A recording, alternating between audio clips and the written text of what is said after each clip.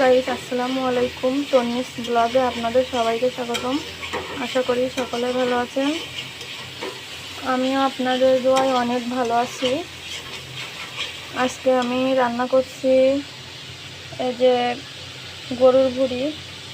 তো আমি আদা, রসুন এবং কয়েকটা শুকনো মরিচ দিয়ে দিলাম। এবার দিয়ে দিচ্ছি স্বাদ মতো লবণ,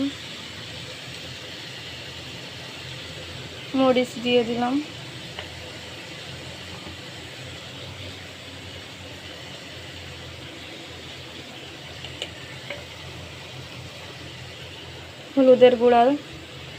হলুদের গুঁড়া দিয়ে দিলাম, ধনিয়া গুঁড়া, দারচিনি,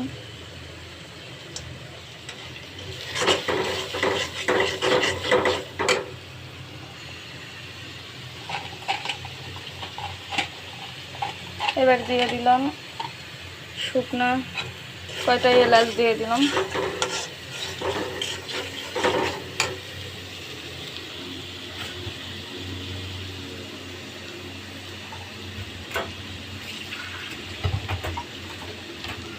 অনেক দিন থেকেই ভুঁড়ি রান্না করব ভেবেই আজকে রান্নাটা বসিয়ে দিলাম। আশা করছি আপনারা সবাই দেখতে পাচ্ছেন।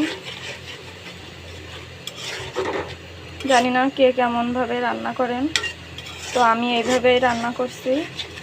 সবাই প্লিজ আমার চ্যানেলটি সাবস্ক্রাইব করে দিবেন এবং আমার পাশে থাকবেন। মশলাগুলো আমি সুন্দর করে একটু কষিয়ে নিলাম।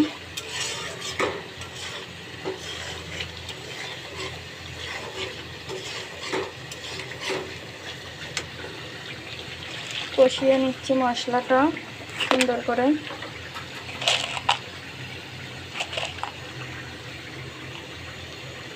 লবঙ্গ দিয়ে দিলাম 2-3টা, গোলমরিচ, এই যে গোলমরিচ দিয়ে দিলাম। দিয়ে মশলাটা আর একটু নেড়ে চেড়ে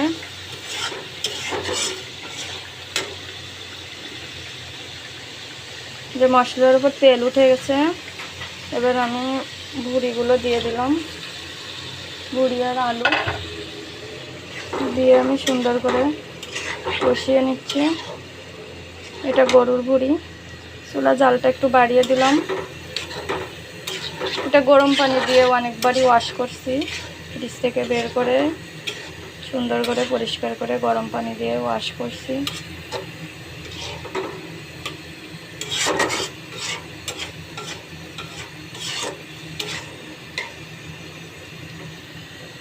জানি না কে কোনভাবে রান্না করেন, তো আমি এই যে মশলাগুলো সুন্দর করে কষিয়ে তারপরে ভুঁড়ি আলুগুলো দিয়ে দিলাম। দিয়ে এবারে এটা সুন্দর করে পানিটা মরে গেলে সুন্দর করে কষিয়ে তারপরে একটু ঝোল দিয়ে দেব।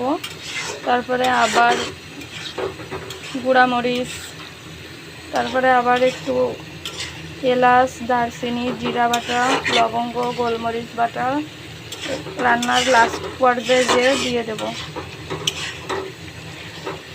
এতে ঝোল থাকবে না, অবশ্য ঝোলটা আস্তে আস্তে কমে যাবে। কেবল তো রান্না শুরু করলাম। জানি না কেমন লাগবে খেতে। আমাদের দিকে এইভাবেই রান্না করে, ছোট ছোট করে আলু দিয়ে ভুঁড়ি দিয়ে এভাবে রান্না করে। তো আমিও সেভাবে রান্না বসিয়ে দিয়েছি। আমার আম্মু এভাবে রান্না করে, মায়ের কাছ থেকে শেখা। না, আমি এভাবে রান্না বসিয়ে দিলাম। অনেকে বলে প্রেসার কুকারে দিতে, তো আমি প্রেসার কুকারে না দিয়ে এভাবেই শুরু করেছি।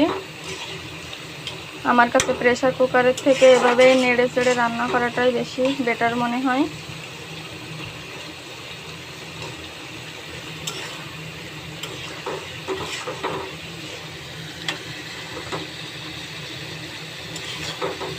ছোট ছোট করে কেটে, ছোট ছোট করে আলু কেটে এভাবে আমরা রান্না করি। খাইতেও অনেক মজা হয়। আশা করছি সবাই ভালো থাকেন, সুস্থ থাকেন। এবং আমার চ্যানেলটাকে সাবস্ক্রাইব করে আমার পাশে থাকবেন। আল্লাহ হাফেজ।